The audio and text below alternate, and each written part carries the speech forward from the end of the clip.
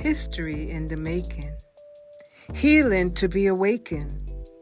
Yeah, you are the star of your story at Let's Talk and Grow with Miss Roshumba.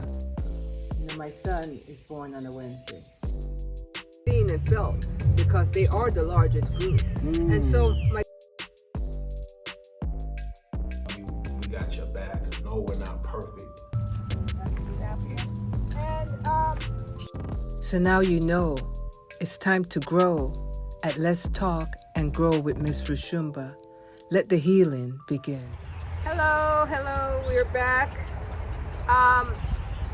Let's Talk and Grow, segment 2, partway through. We're doing the work, people. We're doing the work to make some clarification of things that are occurring in the life of people of African American descent. So we're talking about the issues of women and black men right now, and what has happened to us, what has happened to our relationship as to where we've been and the effects of it. Right. So my brethren here was talking about what his view on the black woman, to be particular. Right. Well, it starts with the black man.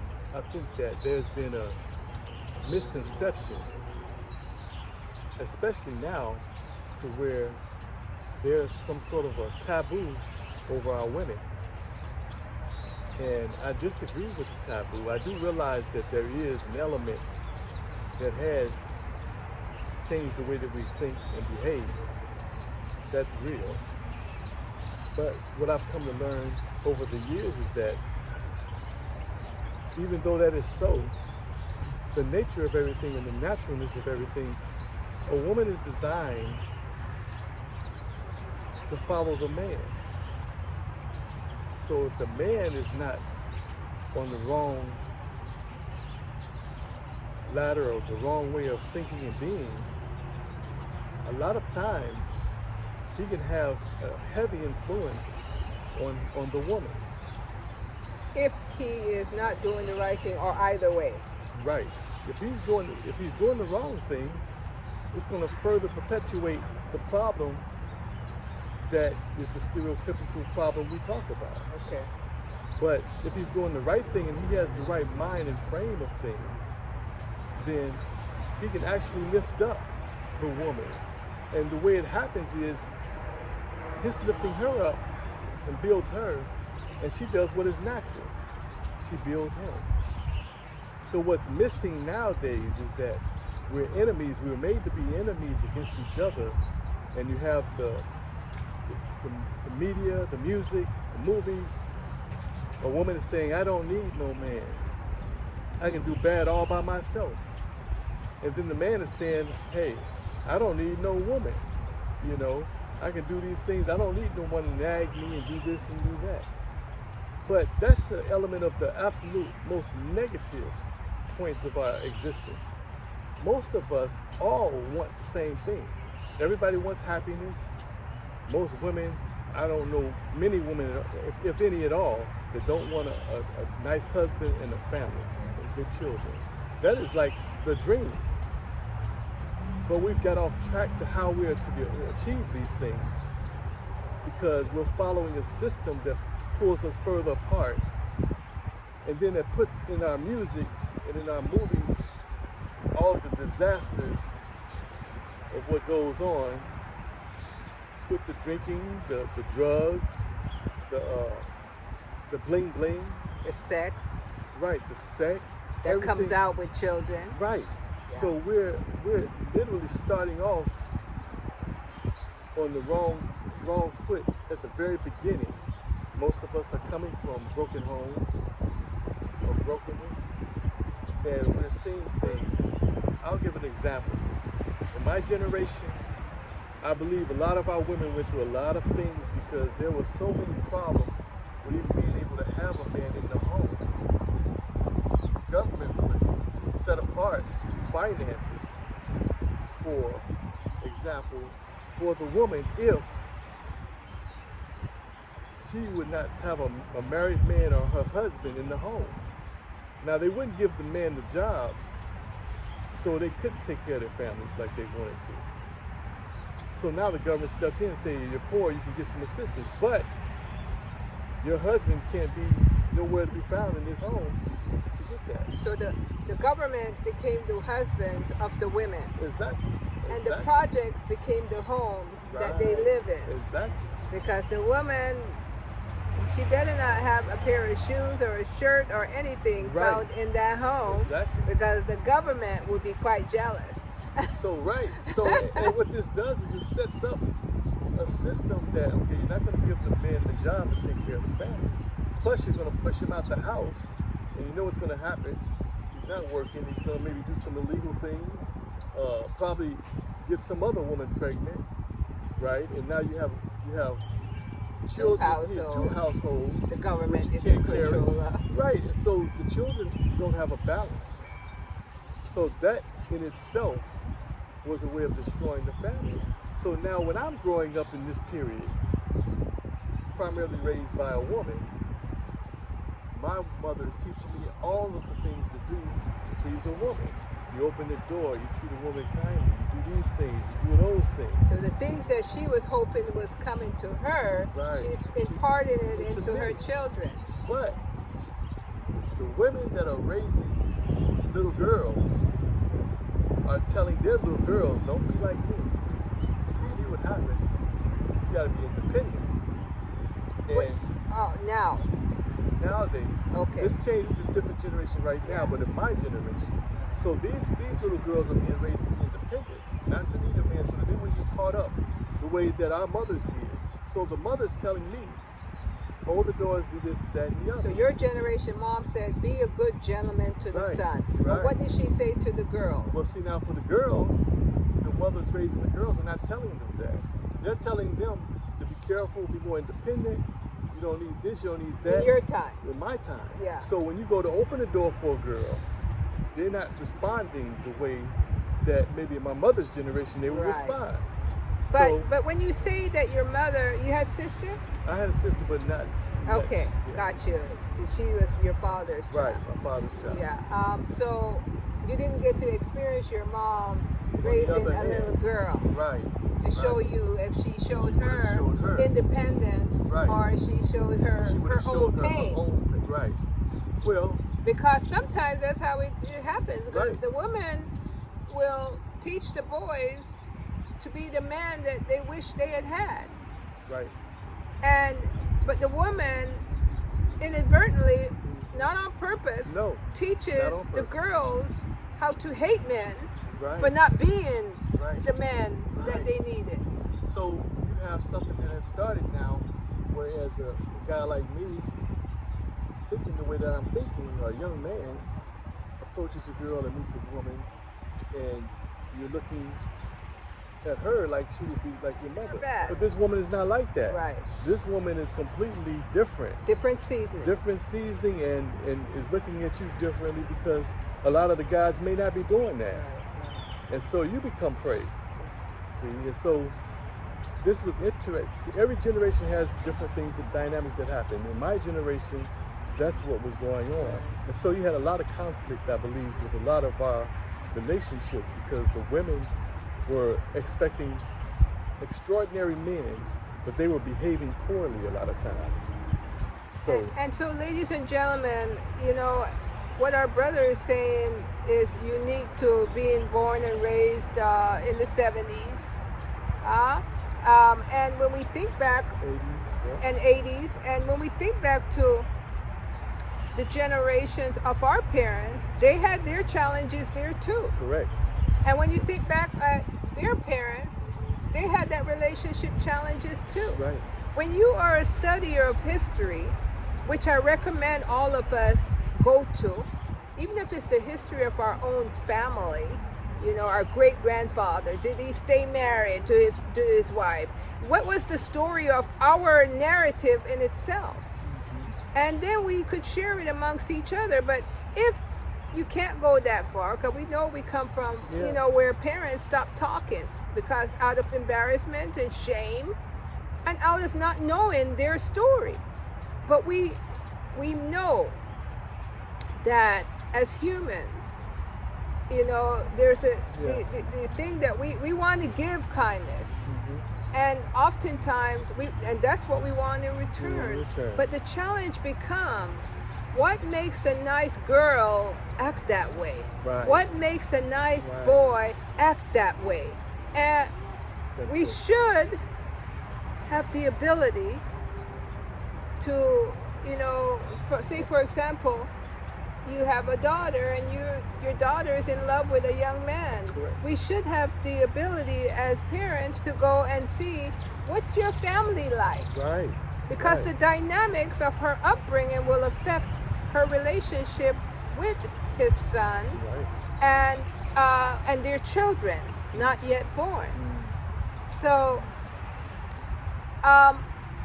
Brother Demetrius, what I find, because I am a historian, not Harvard trained, not Princeton trained, not Stanford trained, but the fact that I'm a black woman, it's important for me to go search for the truth.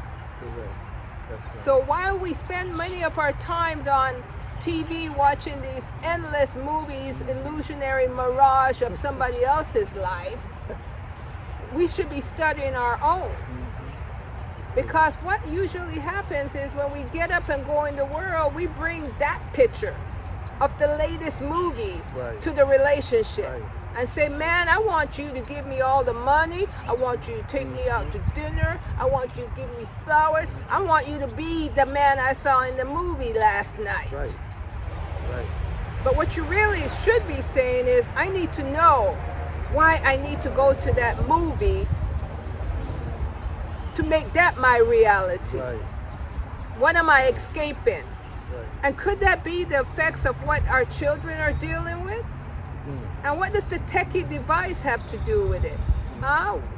What does the entertainment on the techie device, where does it take them? It's interesting.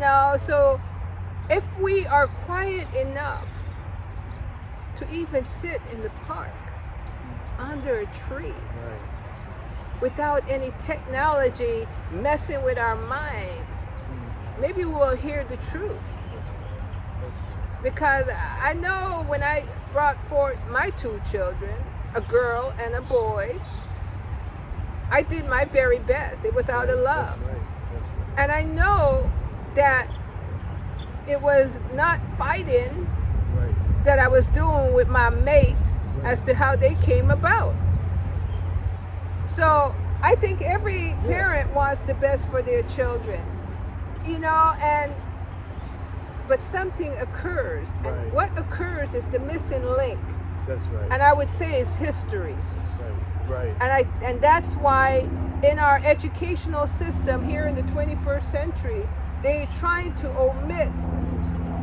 And the history they give is already very meager. It's not much. It's just enough to make you feel shame. Oh, I'm black. Oh, I come from slavery. But I must pause for a minute and say to you, for us to be sitting here in the 21st century and talking about the problem speaks volume about who we are. Because each generation has had to play defense against a sinister system that did no longer want nothing to do with them. So if you're not bringing wealth to them, then you should not be around. And that's my personal opinion. But they have designed a system to say, look, even when they don't know themselves, we're going to make a living off of them. And something, that's true. And something is funny I want to mention too, because even when they, and pause on it, even when you don't know yourself, you're going to be an asset to another people. How? So true.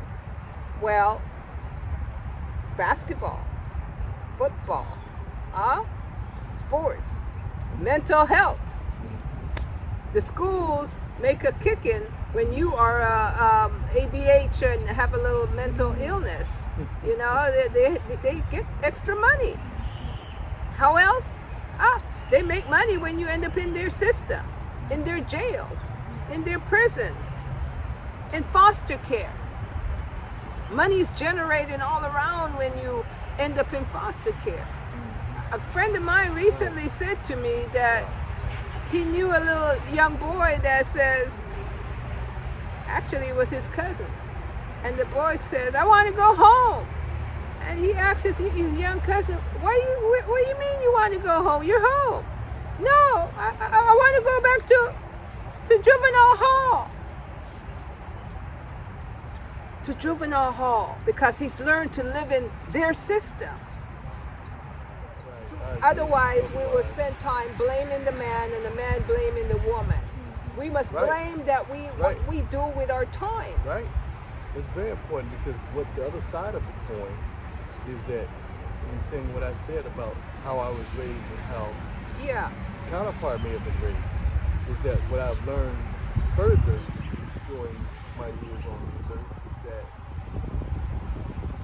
again, a woman follows the man. So a lot of times what is happening now in our society is that we have a lot of us following the wrong things and thinking the wrong way and doing things the wrong way. So when we reach out to a woman that we look at and we say, hey, this woman could possibly be, my wife. Well, a lot of us may not even be saying that because our mind is not right. Yeah. But I was always taught, this is how I was raised. I wouldn't even look at a woman romantically unless I felt like this could possibly be my wife. Right.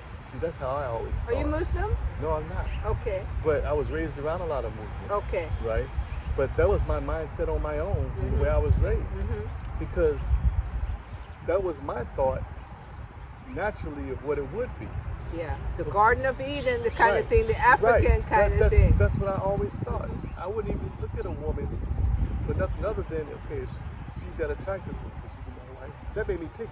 Yeah. That made me a little bit picky, because I was like, well, she's somebody with me forever. Right. That's how I thought. That's correct. Right? Where'd you get that from?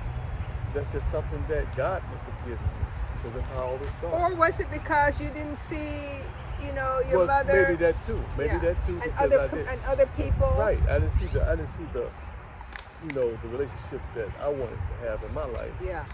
But I could look at the Brady Bunch, and they had it. I could look at these TV shows, and all of them had the mother and the father, and all of the nice home and the different things, right? But so I connected those two things. One of the things that made the difference was, first of all, it was always a mother and a father.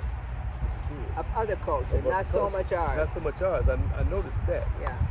And I'll be honest, I like the show Down the Road and everything, but at one point, because of the negativity that I would get, I didn't like to watch Good Times. Okay. It was because of the negativity. Yeah. See, and I'm just being frank. I would watch Happy Days before I watch, because I seen that the things that I wanted in my life in that show. Yeah. I didn't want to see the reality of what's going on out here. But moving on up. Right. I watched the Jeffersons. I like the Jeffersons, but Good Times was just too drab. It was too negative. It was too much of relating to the stories that were currently happening that was really at the going time. on. Yeah. And I didn't, so that. But they're showing you a mother and a father now. Yeah. But then they put it in a position like that, and it's like, most of the time in Partridge, I don't think it wasn't a lot of men with their wives all the time. Anyway, but it was just such a wow. But that was at least saying we're in the projects, but there's a wife and husband in right. there. So, that was better. Right, they gave us that, but then they gave us other scenarios that didn't fit. And that key word they gave. Right, they gave it to us. They gave it to us. That's why they had to fight on the set about, we don't feel this, we don't act this way, we don't want this. That was a problem. He just recently died in August. Yeah, Amos. James Amos. Yes. Yeah. So these are things that I looked at. I looked at the things that were happy and what you want in your life. A lot of us today, the problem is we don't have faith that, as a man, if I meet someone that I like, that maybe, things could work, or maybe this woman isn't that way. But I can say personally that each of us can change. Men change and women change under the right influences. And if you meet a woman and, instead of the stereotyping, women are designed to follow you if you're doing the right thing. Yes. They're not designed to follow you if you're doing the wrong thing. And that's the problem I think we see now. That's why we're so separated. Yeah. And you know, when I first moved to California, one of the most interesting things I found here, because we're more segregated in Chicago, I never dreamed of, okay, me and some other race. Not saying there's anything wrong with that, but that was never my dream. My dream was, I remember looking at a sports magazine and I see the picture of Sugar Ray Leonard, a prize fighter, championship fighter, probably around the peak of his career, with his wife and with his son. And they all looked just alike. And I thought that was beautiful. Black couple. It was a black couple, you know, but it was beautiful. It was like, that was my dream. Yeah. I didn't dream of having Marsha Brady on my side or something like that. It was just a natural thing. Because I'm sure growing up, a lot of them don't dream that way. It's a natural thing. You tend to love what it is that you are. It's natural. Why would you not? So there's a problem. Well, the reason why when you came to California, you saw more, you know, diversion from, you know, the norm, had to do with the fact that you made it to the Hollywood state. Right, right. You know, so everyone in the West wanted to be like the stars in the movies. So it's okay to date out of your race. And I'm not. You know, not saying. No, I'm not going to go as far as what Dr. Umar may feel about it. I might not be as bad with him on that. I agree that we need to figure some things out for amongst ourselves, because you can't do it with someone else if you can't do it with yourself. But the thing is that I had never seen so many of the brothers that dated only white girls, only something else. And that was disturbing to me. I said, wow. And I could speak to why that is. Yeah. Okay. You see, the reason is we started off talking about the perplexity of the relationship between black man and black woman. Right.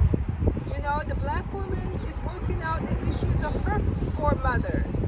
The black men are working out their issues with their forefathers. Right. And together, when we come, we're bringing those problems that they went to their grave not resolving. We're bringing it and working it out in our time. Right, right. Not everyone has the courage to see it through. Right, right. Not everyone can do it because it's very painful. Because, for example, you know, when I see you, I may see the relationship that my father and mother was showing each other. Right. And other people of my time. Right. And the same you see in me. Right. And then if we compound it with the medium that really makes it and dress it up and sends it back to us like with the good times and, you know, and all those other things, not positive oftentimes. I'm not saying that show wasn't positive. Maybe for some it was. I really like the show myself. But you know, you think about it now, you know, when you see movies with black men, they're the hustlers, the women are fast, you know, they have sex, they're the angry black woman. So these are the things they're using to reinforce what was happening then. So, but when you see their shows, you see a healthy white man loving his woman, and she getting all the things that the black woman yearns. So she's gonna say, well, you know what? I don't want to be alone. I'm gonna see if I could go get me one of them. And so when you see people that are interracially mixed, it's not just because he wanted a white woman or she wanted a white man. It's just that the scenario that was presented to them through the medium tells them that they can't find their way to love. Right. And so we don't have the church that we would go to and work out those issues. And even during the time of the Black Panthers and those times, there were people that got together on the weekends and sat down with their food and worked through the issues. Yeah. But the issues that we have are so heavy that we could start talking about one thing, next thing you know, we're arguing because ego gets in the way, saying, you know what, you think you know everything, and you know, so there's sinisters, I keep coming back to the word sinister system, It is a system that will make you not be patient. First with your own self. And say, you know, I don't know everything because I didn't spend my time researching it. So I should be open to hear the truth. Because even the homeless man could teach you the truth. Just based on how he survived out there on the streets. Huh? Even the mental health person could teach you the truth. Just by their actions of how they've lost their mind, they'll let you, if you're thinking, you realize, wait a minute, something happened to him. Even the babies could teach you the truth in their gentleness. Yeah. Their kindness. And most of all, the ones before they take their last breath will teach you that through it all, they survived. And if at that time they're holding hands with that partner after 60, 50, 40 years together, you would say they went through something. Because this system has not been designed for the African American, the Black American, the Negro American, the colored American, the so-called subhumans to be here today. They no longer have no need for you. You're just hanging on because of your genetic makeup. So the war is on, people, but the war now is black on black. Hasn't always been that way. If you go to my show where I spoke to an elder named Mr. Palmer, he says the projects of the 40s and 50s were very different. It was a place that everyone knew that their education was very important. And it's only a matter of time they're going to get their chance to get out of the project through education. It was a place that you didn't go to die, you go to rise. So please, if you get a chance, look at the other shows that I have. Because my thing is, let's talk and grow. I know. Yeah, I'm piggybacking off what you just said about education. And the other thing I want to mention also is we mustn't forget that in those times prior, we had a true love for the divine, holy God. That has been missing for a long time. And without that being number one, all other things are going to fail. So we do have people that love the bling bling and all of these things, but we're missing the core essence of who we are, because we no longer worship God the way we should. Because when you worship Him, the balance of everything comes into place. You know, who you are, your character as a person, all of these things have to be contended with, and you have to address those things. So how is it that, because I'm going to play devil's advocate. Sure. Because, you know, the churches aren't there anymore. Right. Not like they used Not to like be. they used to, no. So do you think that people have decided there are other ways to serve God that may not find them in the Sunday school and churches? Well, I think they found the delusional ways, meaning that we're naturally want to do the things that we want to do and omit the things that we don't want. So we're not truly serving God a lot of times. We're serving ourselves. And things. And things. And we replace the things that we should be doing with the things that we want to do. Mm-hmm. So there's no true conscience. And so... Okay, and I'm going to add a little bit more, play devil's advocate with that. You see, do you think God resides within each and every one of us? Yes, if we allow Him. The thing is that these things that we talk about, these riches and all the things that they've designed, what they've done is they've made everything monetary, They've taken God and they're putting a price on it. If you have God, then you're going to have these things. You can pay for this, you can pay for that. But that's not what God is telling us. I think the problem is we're losing ourselves because we're looking at it in the direction they're pointing us to look at it in. Through the mirage. Through the mirage, right. So we're looking at things in the sense of, well, if I have this, I have a big house, I have big fancy cars, then that means that, hey, God is looking after me. Who benefits when you have these things? Right. Is it an economic wheel? It's a wheel here, and what it does is basically you're constantly keeping slaves. And so, again, it goes back to the selfish thing we were talking about. Again, the enemy has. The selfishness is how can I contain, how can I control the world? And this is the mentality that we have, that we all have been Superior, some right. element of It's an superiority. element of how can we control the world? And then it breaks down from that to then you got individuals, how can I control this part? How can I control this much? And so we have that going on. And that's what creates these divides and areas where you have poverty. Because God created enough for us all. If He didn't, it would not be enough oxygen for us all.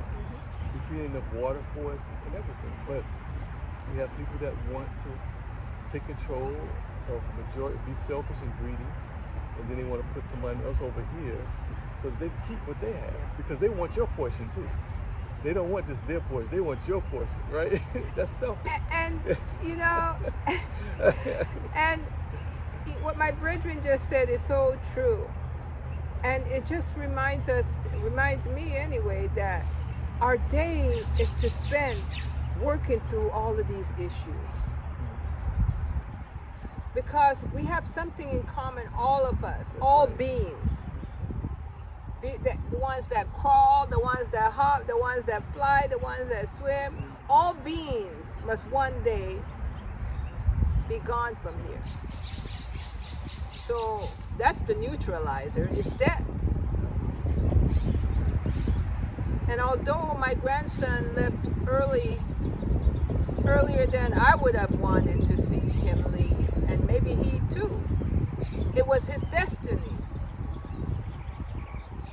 And the ones that's left behind now, it's their job now to see how can they be a better self, a better me, a better we, since we're still here in this world of illusion and fantasy, trying to find our way to reality that comes inwardly, spiritually. But what I see is a world of restlessness. That's why people eat till they blow, because they're trying to fill up that empty spot where God is, where God should be, where their conscience is. They're trying to fill it up because they have not done enough work on themselves, and asking the question of the Almighty God, whatever name you choose to call the higher power, as to what your real true mission is here. Because if we were on point, we would need no defense attorney. We would need no prosecuting attorney. Because everybody will know it's one truth. And the truth is, what you want for you, I want for me too. The ability to live freely and love freely, nurture my children, see the best with them, and to see a better world that we all could enjoy. Because we didn't make the rivers, we came and saw it. We didn't make the trees, it was already put here for we. The animals, everything was put here. This is the Garden of Eden, folks. And our free will is our creative mechanism to take it to whatever level we want to. But now, we build bombs. We build fences. We build everything to divide us. Couldn't we find another way to use our creativity? Making love is not just in the bed. We could make love just being happy to see me and I see you. So we've created things that have taken us away from our truth. Yeah. So what I would say, Brother Demetrius, everyone knows the truth. Oh, they do. And so the fact of the matter is, I'm just going to show up with mine daily. Right, that's right. Because if that's too much for them, then they will disappear from around me. That's right. Grace. Because I don't fear death. I fear not really living. Amen. Amen to that. Amen to that. Yeah, that's powerful. That's very powerful. Yeah. Yeah. I fear walking around like a clone. I fear not really living. I will have my time here. The Almighty knows the end, what date. But the question is, are we truly living? So we're going to close on this section of things. You know, again, my grandson, which was one of the most gentlest, kindest, humblest, loving young man. I knew something was special about him. You know, but I thought he would be a minister. That's what I said, because I said, he's so sweet, so kind. Very sweet. Naturally. But he came with a destiny that said, I won't be here to see gray hairs. I won't be here long. But I'm going to leave something to let them know I had been here. So I am humbled to say I'm the grandmother of this special energy that now exists in our stratosphere. I'm thinking about your grandson and the time I had the opportunity to speak with him. And everything you say is not exaggerating. He was one of the most wonderful students I've ever had. I've never met He taught him anybody, piano, by the way. Never met anyone as attentive, Yes. kind, mannerable, thoughtful, and organized as a person, as a young person as he was. But he was a special kid to my heart as well, because upon teaching him over the years, you know, I grew to love him at the very beginning. Yes. Because you don't have many children that are that way. Yes. And when I seen him, I seen myself. Oh. And I just automatically, I said, wow, this is a special kid. He really was a special kid. He really was. It's just, he's one of those people that he was a one-of-a-kind person. You don't meet people like that every day. You know, he was a one-of-a-kind person. And I can still picture him saying, Mr. Price. You know, he'd always address me as Mr. Price. Yes. He was always respectful. You know, I'm sure he touched a lot of hearts. I'm sure he touched a lot of people. And again, this problem that we're dealing with against our youth, that I don't even think that they know what they're doing half the time, because they have these video games that are desensitizing them, and everything is a game to them, because they haven't lived long enough to see any kind of real reality a lot of times. And they may have had pain, and they know competition and things of that sort, but I don't think they really understand the dynamic of what they do. I really don't. Well, a lot of it has to do with they're brand new. Right. But this is what we gave them. This is the toys we've handed to them. Right. Rather than in here. God has given us everything we need. Everything we need, we came with. Very true. Huh? Everything we need, we came with. So it's for us to start doing some introspection and trust the lessons. And one day you will reap the blessings. So I'm going to close. Thank you so much Well, thank you. for being on the show. Thank Let's you for talk having me. and grow. Yeah. Thank you. Yes. You know, we did it a little different this time. We free flowed. You know, we could keep going, but I say to you, do more reading, do more researching, use the technology to research history. Because life just didn't begin when you were born. This is an evolution. Huh? Your foreparents said, tag, you're it. And what you gonna do with it? Huh? You're gonna go party and get drunk and say, hey, it's all about you? Think of the ones in the ship. Think of the ones that were sold away from their parents. Think of the 13 children a woman may have and only 2 live. And they sell them away from her. Think of the man that could not protect his wife when they came in and raped her. But see, you wouldn't know none of that.